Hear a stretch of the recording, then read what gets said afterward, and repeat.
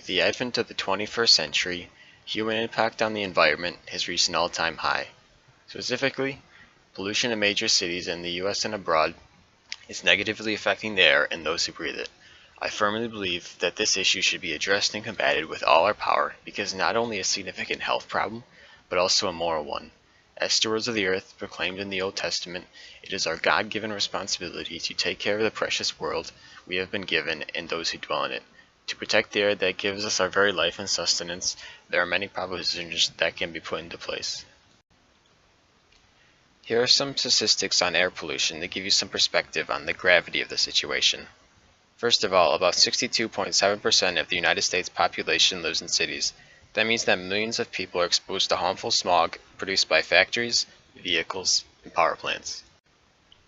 Some side effects of breathing in polluted air are respiratory inflammation, nervous system damage, cardiovascular harm, cancer, and even early death.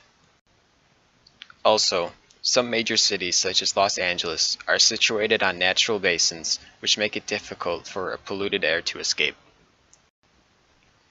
This issue is a moral violation because as stewards of the earth, we are called by God to take care of His creation. Today, Pope Francis encourages us to take care of our common home by protecting the future of our planet and those who will be living here. Human dignity is being violated here because those who depend the most on the well-being of nature and the climate are being taken advantage of by those in big cities. If nothing is done about this issue, it will certainly be a sinful act. The object would be increased levels of pollution, the intent would be no action taken, and the circumstance would be extreme public and environmental damage.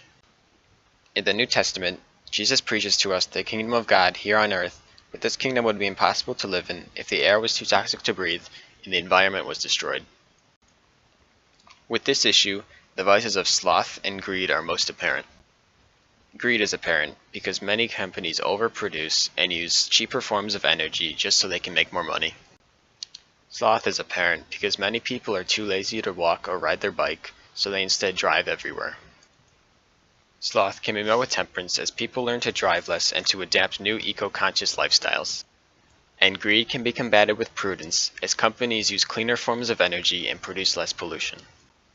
Fortunately, local governments are cutting back significantly on air pollution thanks to clean air programs introduced in the last 20 years.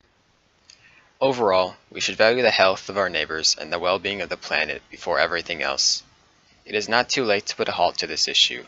Reflecting on the Church's guidance, we must act as one to take care of the bounty we have been given and to bring God's kingdom to earth.